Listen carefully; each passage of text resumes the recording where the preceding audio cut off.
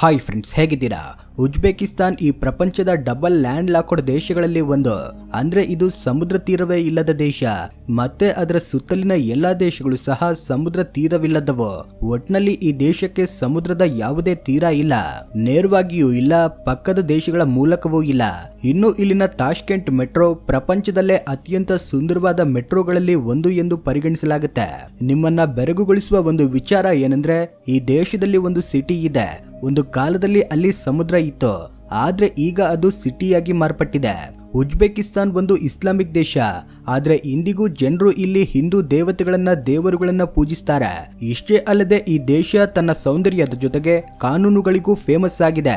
ವಿಶೇಷವಾಗಿ ಮಹಿಳೆಯರ ವಿಷಯದಲ್ಲಿ ಇಲ್ಲಿ ಮಹಿಳೆಯರು ಹಿಜಾಬ್ ಇಲ್ಲದೆ ಹೊರಗಡೆ ಬರಬಾರ್ದು. ಇದರಿಂದ ಕೆಲ ಸಂದರ್ಭಗಳಲ್ಲಿ ಅವರಿಗೆ ಜೈಲಲ್ಲಿರುವಂತೆ ಅನ್ಸುತ್ತೆ. ಇನ್ನು ಪುರುಷರ ಬಗ್ಗೆ ಹೇಳ್ಬೇಕಂದ್ರೆ ಇಲ್ಲಿ ತುಂಬಾ ಪುರುಷರು ಒಂದಲ್ಲ ಎರಡಲ್ಲ ಹಲವಾರು ಮದುವೆಗಳನ್ನ ಮಾಡಿಕೊಳ್ತಾರೆ. ಜೂಜು ಕ್ಯಾಸಿನೋಗಳು ಇಲ್ಲಿ ಪೂರ್ತಿಯಾಗಿ ನಿಷೇಧ. ಒಂದ್ ವೇಳೆ ಯಾರಾದ್ರೂ ಈ ಕಾನೂನು ವಿರುದ್ಧದ ಕೆಲಸಗಳಲ್ಲಿ ಸಿಕ್ಕಿಬಿದ್ರೆ ಅವರಿಗೆ ಜೀವನ ಪರ್ಯಂತ ಬಾಧೆ ಪಡುವಂತಹ ಶಿಕ್ಷೆ ಹಾಕ್ತಾರೆ. ಹೋಮೋಸೆಕ್ಸುವಾಲಿಟಿ ವಿಷಯದಲ್ಲಿ ಇಲ್ಲಿನ ಕಾನೂನುಗಳು ತುಂಬಾ ಕಠಿಣ. LGBTQ ಕಮ್ಯುನಿಟಿಯವರನ್ನ ಸಮಾಜದಿಂದ ಪೂರ್ತಿಯಾಗಿ ಬೇರ್ಪಡಿಸ್ತಾರೆ. ಒಂದು ವೇಳೆ ಯಾರಾದ್ರೂ ಸಿಕ್ಕಿಬಿದ್ರೆ ಅವರ ಜೀವನವನ್ನ ನರಕವಾಗಿಸ್ತಾರೆ. ಫ್ರೆಂಡ್ಸ್, ಇದು ಕೇವಲ ಆರಂಭ ಮಾತ್ರ. ಉಜ್ಬೇಕಿಸ್ತಾನ್ಗೆ ಸಂಬಂಧಿಸಿದ ಇನ್ನೂ ತುಂಬಾ ಶಾಕಿಂಗ್ ಅಂಡ್ ಇಂಟ್ರೆಸ್ಟಿಂಗ್ ವಿಷಯಗಳನ್ನ ಈ ವಿಡಿಯೋದಲ್ಲಿ ಹೇಳ್ತೇನೆ.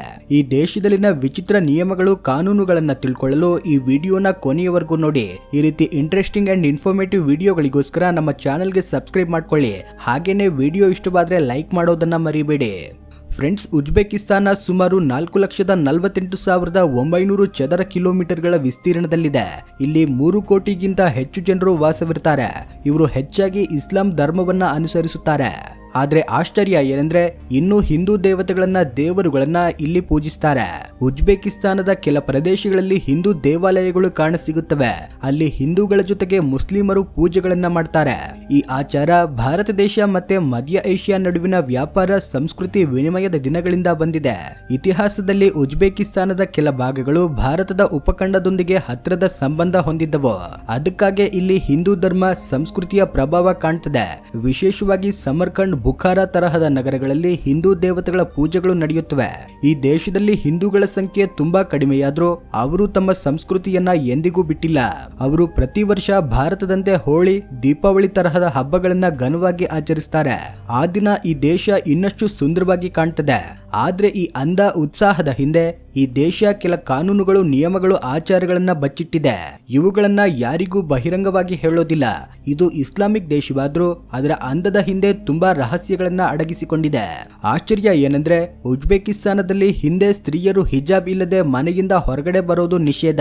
ತಮಗೆ ಇಷ್ಟವಾದ ಬಟ್ಟೆಗಳನ್ನ ಧರಿಸೋ ಸ್ವಾತಂತ್ರ್ಯ ಕೂಡ ಅವರಿಗೆ ಇರಲಿಲ್ಲ. ಹುಡುಗಿಯರ ಮದುವೆಗಳನ್ನ ಕುಟುಂಬ ನಿರ್ಧರಿಸುತ್ತಿತ್ತು. ತಮ್ಮ ಜೀವನ ಸಂಗಾತಿಯನ್ನ ಆಯ್ಕೆ ಮಾಡುವ ಹಕ್ಕು ಸಹ ಅವರಿಗೆ ಇರೋದಿಲ್ಲ. ಹಿಂದೆ ಮಹಿಳೆಯರು ಮನೆಯಿಂದ ಹೊರಗಡೆ ಬರೋದಕ್ಕೂ ಅನುಮತಿ ಇರೋದಿಲ್ಲ. ಪುರುಷರಂತೆ ಸಮಾನವಾಗಿ ಕೆಲಸ ಮಾಡೋ ಹಕ್ಕು ಇರೋದಿಲ್ಲ. ಆದ್ರೆ ದೇಶ ಸ್ವತಂತ್ರ ಪಡೆದ ನಂತರ ಇಲ್ಲಿ ದೊಡ್ಡ ಬದಲಾವಣೆಗಳು ಬಂದವು. ಸರ್ಕಾರ ಮಹಿಳೆಯರ ಶಿಕ್ಷಣ, ಉದ್ಯೋಗ, ಸಾಮಾಜಿಕ ಸ್ವಾತಂತ್ರ್ಯವನ್ನ ಹೆಚ್ಚಿಸಲು ಹೊಸ ನೀತಿಗಳನ್ನ ತಂದಿತ್ತು. ಇದರಿಂದ ಅವರ ಸ್ಥಿತಿಯಲ್ಲಿ ದೊಡ್ಡ ಬದಲಾವಣೆ ಬಂತು. ಈಗ ಇಲ್ಲಿನ ಮಹಿಳೆಯರು ಹಿಜಾಬ್ ಇಲ್ಲದೆ ತಮಗೆ ಇಷ್ಟವಾದ ಬಟ್ಟೆಗಳನ್ನ ಧರಿಸಬಹುದು. ದೇವಾಲಯಗಳು, ಧಾರ್ಮಿಕ ಸ್ಥಳಗಳಿಗೆ ಹೋಗಬಹುದು. ಆದರೂ ತುಂಬಾ ಮಹಿಳೆಯರು ಇನ್ನೂ ಬುರ್ಕಾ ಅಥವಾ ಹಿಜಾಬ್ ಧರಿಸಲು ಇಷ್ಟಪಡ್ತಾರೆ. ಯಾಕಂದ್ರೆ ಅವರು ತಮ್ಮ ಧರ್ಮವನ್ನ ತುಂಬಾ ಗೌರವಿಸ್ತಾರೆ. ಇಷ್ಟೇ ಅಲ್ಲದೆ ಇಲ್ಲಿನ ಮಹಿಳೆಯರಿಗೆ ಓದುವ, ಉದ್ಯೋಗ ಮಾಡುವ, ದೇಶವನ್ನ ನಡೆಸುವ ಹಕ್ಕು ಇದೆ. ಇಂತಹ ಸ್ವತಂತ್ರ ನೀಡೋ ಕೆಲವು ಇಸ್ಲಾಮಿಕ್ ದೇಶಗಳಲ್ಲಿ ಇದು ಕೂಡ ಒಂದು. ಆದ್ರೆ ಒಂದು ಆಶ್ಚರ್ಯ ಮತ್ತೆ ವಿಚಿತ್ರ ವಿಷಯ ಏನಂದ್ರೆ ಇಲ್ಲಿ ಪುರುಷರು ಒಂದಲ್ಲ ಎರಡಲ್ಲ ತುಂಬಾ ಮದುವೆಗಳನ್ನ ಮಾಡಿಕೊಳ್ತಾರೆ. ಇದು ಕಾನೂನು ವಿರುದ್ಧ ಅಂತ ತಿಳಿದಿದ್ದರೂ ಇಲ್ಲಿ ತುಂಬಾ ಜನರು ಬಹುಪತ್ನಿತ್ವವನ್ನ ಅನುಸರಿಸುತ್ತಾರೆ. ಇನ್ನು ಹೋಮೋಸೆಕ್ಸುವಾಲಿಟಿ, ಸಲಿಂಗಕಾಮ ಸಂಬಂಧದ ಮೇಲೆ ಇಲ್ಲಿ ಪೂರ್ತಿ ನಿಷೇಧ ಇದೆ. ನಿಮಗೆ 20 ವರ್ಷಕ್ಕಿಂತ ಕಡಿಮೆ ವಯಸ್ಸಿದ್ದರೆ ದೇಶದಲ್ಲಿ ಮದ್ಯ, ಸಿಗರೆಟ್ ಅಥವಾ ಯಾವುದೇ ನಶೆ ಮಾಡಲು ಸಾಧ್ಯವಿಲ್ಲ. ಹಾಗೆ ಮಾಡಿ ಸಿಕ್ಕಿಬಿದ್ರೆ ಜೈಲು ಶಿಕ್ಷೆ ಖಚಿತ. ಅಲ್ಲದೆ ಜೂಜು, ಕ್ಯಾಸಿನೋ ತರಹದ ಆಟಗಳು ಸಹ ಇಲ್ಲಿ ಪೂರ್ತಿಯಾಗಿ ಬ್ಯಾನ್ ಮಾಡಿದ್ದಾರೆ. ಆದ್ದರಿಂದ ನೀವು ಎಂದಾದ್ರೂ ಈ ದೇಶಕ್ಕೆ ಹೋದ್ರೆ ಈ ವಿಷಯಗಳನ್ನ ನೆನಪಿಟ್ಕೊಳ್ಳಿ. ಉಜ್ಬೇಕಿಸ್ತಾನದಲ್ಲಿ ಟೀ ಕುಡಿಯೋದು ಒಂದು ಮುಖ್ಯವಾದ ಸಾಂಸ್ಕೃತಿಕ, ಸಾಮಾಜಿಕ ಆಚಾರ. ಇಲ್ಲಿ ಟೀಯನ್ನ ಗೌರವ, ಅತಿಥಿ ಸತ್ಕಾರದ ಚಿಹ್ನೆಯಾಗಿ ಭಾವಿಸ್ತಾರೆ. ಸಾಮಾನ್ಯವಾಗಿ ಬೆಳಗ್ಗೆ ಸಂಜೆ ಟೀ ಕುಡಿತಾರೆ. ಗ್ರೀನ್ ಟೀ ಇಲ್ಲಿ ತುಂಬಾ ಫೇಮಸ್. ಅದನ್ನ ಸಣ್ಣ ಸಣ್ಣ ಕಪ್ಗಳಲ್ಲಿ ಸರ್ವ್ ಮಾಡ್ತಾರೆ. ಟೀ ಜೊತೆಗೆ ಸ್ವೀಟ್ಸ್ ಅಥವಾ ಲೈಟ್ ಸ್ನ್ಯಾಕ್ಸ್ ಕೂಡ ನೀಡ್ತಾರೆ. ಟೀ ಕುಡಿಯೋದು ಕೇವಲ ಕುಡಿಯೋ ಸಮಯ ಮಾತ್ರ ಅಲ್ಲ, ಕುಟುಂಬ ಸ್ನೇಹಿತರ ನಡುವೆ ಮಾತಾಡಿಕೊಳ್ಳಲು, ಬಾಂಧವ್ಯಗಳನ್ನ ಬಲಪಡಿಸಲು ಒಂದು ಮಾರ್ಗ. ಈ ಟೀ ಕುಡಿಯೋ ಆಚಾರ ಸಮಾಜದಲ್ಲಿ ಒಬ್ಬರಿಗೊಬ್ಬರು ಸಂಪರ್ಕ ಸಾಧಿಸುವುದು, ಗೌರವ ಸಾಧಿಸುವುದನ್ನ ತೋರಿಸ್ತದೆ. ಫ್ರೆಂಡ್ಸ್, ಇದು ಈ ದೇಶದ ರಾಜಧಾನಿ ತಾಷ್ಕೆಂಟ್. ಇಲ್ಲಿನ ದೊಡ್ಡ ದೊಡ್ಡ ಕಟ್ಟಡಗಳು, ಸುತ್ತಲಿನ ಸುಂದರವಾದ ಹಸಿರು ಕ್ಲೀನ್ ರಸ್ತೆಗಳು, ಇನ್ನು ಇಲ್ಲಿನ ಮೆಟ್ರೋ ಸ್ಟೇಷನ್ ನಿಮ್ಮ ಹೃದಯವನ್ನ ಗೆಲ್ತದೆ. ಈ ಮೆಟ್ರೋ ಮಾರ್ಬಲ್ ಸೀಲಿಂಗ್ಗಳು, ಸುಂದರವಾದ ಚಾಂಡಿಲಿಯರ್ ಗಳೊಂದಿಗೆ ಡೆಕೋರೇಟ್ ಆಗಿದೆ. ಇದು ಪ್ರಪಂಚದಲ್ಲೇ ಅತ್ಯಂತ ಸುಂದರವಾದ ಮೆಟ್ರೋ ಸ್ಟೇಷನ್ಗಳಲ್ಲಿ ಒಂದು. ಇದರಲ್ಲಿ ಪ್ರಯಾಣ ಮಾಡೋದು ಒಂದು ಅದ್ಭುತ ಅನುಭವ ಅಂತಾನೆ ಹೇಳ್ಬೇಕು. ನೀವು ತಾಷ್ಕೆಂಟ್ ಅಲ್ಲಿ ಟೂರ್ ಪ್ಲಾನ್ ಮಾಡಿದ್ರೆ ಈ ಮೆಟ್ರೋ ಸ್ಟೇಷನ್ ಅನ್ನ ವಿಸಿಟ್ ಮಾಡೋದನ್ನ ಮರಿಬೇಡಿ. ಇಲ್ಲಿನ ಅಂದ ನೋಡಿದ್ರೆ ನೀವು ಮೆಟ್ರೋ ಸ್ಟೇಷನ್ ಅಲ್ಲಿ ಇದ್ದೀರಾ ಅಥವಾ ಪ್ಯಾಲೇಸ್ ಅಲ್ಲಿ ಇದ್ದೀರಾ ಅಂತ ಅನ್ಸುತ್ತೆ. ಇಲ್ಲಿನ ಪ್ರತಿ ಡೀಟೇಲ್ ನಿಮ್ಮನ್ನ ಆಶ್ಚರ್ಯಪಡಿಸುತ್ತೆ. ಇನ್ನು ಈ ದೇಶದಲ್ಲಿ ಜನರು ತಮ್ಮ ಹಬ್ಬಗಳನ್ನ ಘನವಾಗಿ ಆಚರಿಸ್ತಾರೆ. ಅದರಲ್ಲಿ ಒಂದು ನ್ಯೂ ಇಯರ್. ಇದನ್ನ ಅವರು ನವರೋಜ್ ಅಂತಾರೆ. ಇದು ತುಂಬಾ ಸ್ಪೆಷಲ್ ಅಂಡ್ ಗ್ರ್ಯಾಂಡ್ ಫೆಸ್ಟಿವಲ್. ಇದನ್ನ ಉಜ್ಬೇಕಿಸ್ತಾನ್ ಜೊತೆಗೆ ಮಧ್ಯ ಏಷ್ಯಾದ ತುಂಬಾ ದೇಶಗಳಲ್ಲಿ ಆಚರಿಸ್ತಾರೆ. ಇದು ವಸಂತ ಋತುವಿನ ಆರಂಭವನ್ನ, ಹೊಸ ವರ್ಷದ ಆಗಮನವನ್ನ ಸೂಚಿಸುತ್ತದೆ. ಆದ್ರೆ ಈ ಹಬ್ಬವನ್ನ ಅವರು ಎಲ್ಲರಂತೆ ಜನವರಿ 1ರಂದು ಆಚರಿಸೋದಿಲ್ಲ, ಮಾರ್ಚ್ 21ರಂದು ಆಚರಿಸ್ತಾರೆ. ನವರೋಜ್ ಅಂದ್ರೆ ಹೊಸ ದಿನ ಅಂತ ಅರ್ಥ. ಈ ದಿನ ಜನರು ತಮ್ಮ ಮನೆಗಳನ್ನ ಕ್ಲೀನ್ ಮಾಡ್ಕೊಳ್ತಾರೆ, ಹೊಸ ಬಟ್ಟೆಗಳನ್ನ ಧರಿಸ್ತಾರೆ, ಸಾಂಪ್ರದಾಯಿಕ ಅಡುಗೆಗಳನ್ನ ಮಾಡಿಕೊಳ್ತಾರೆ.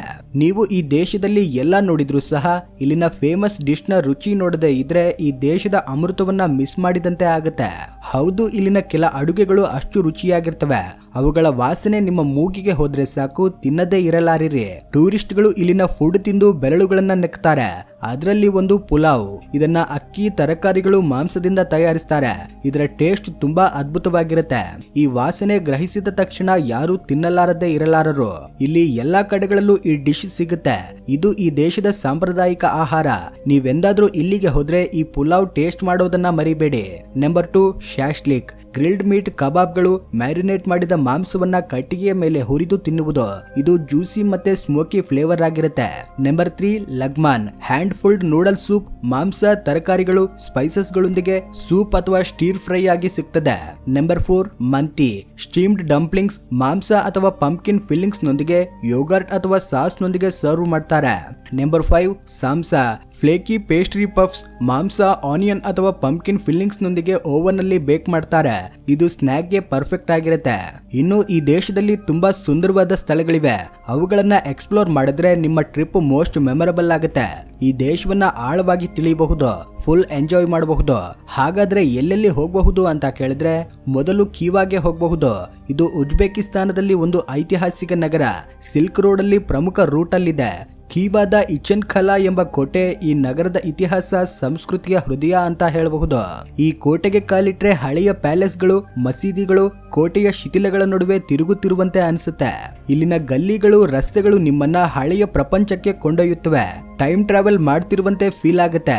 ಕೀವಾದ ಖಾಲ್ತಾ ಮಿನಾರ್ ತನ್ನ ಎತ್ತರ ನೀಲಿ ಟೈಲ್ಸ್ ಗಳಿಂದ ಫೇಮಸ್ ಆಗಿದೆ. ಇದು ಕೀವಾದ ಐಡೆಂಟಿಟಿಯಾಗಿ ಮಾರ್ಪಟ್ಟಿದೆ. ಇಲ್ಲಿಂದ ಪೂರ್ತಿ ಖೀವಾ ನಗರದ ಅಂದವಾದ ವ್ಯೂ ಕಾಣುತ್ತೆ. ಖೀವಾ ಮಾರುಕಟ್ಟೆಗಳಲ್ಲಿ ತಿರುಗಿದ್ರೆ ಸಾಂಪ್ರದಾಯಿಕ ಉಜ್ಬೇಕ್ ಆಭರಣಗಳು, ಬಟ್ಟೆಗಳು, ಹ್ಯಾಂಡ್ ಕ್ರಾಫ್ಟ್ಗಳು ಕಾಣ್ತವೆ.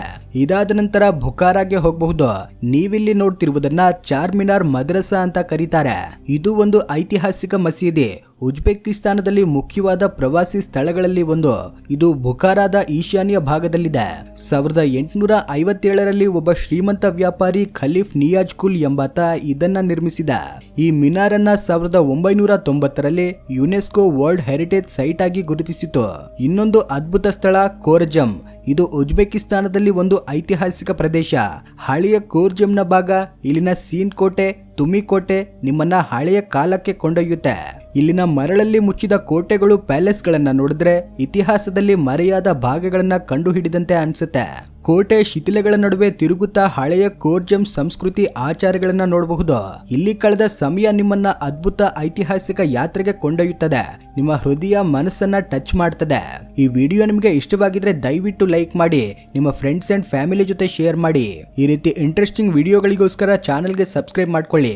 ವಿಡಿಯೋ ನೋಡಿದ್ದಕ್ಕೆ ಧನ್ಯವಾದಗಳು.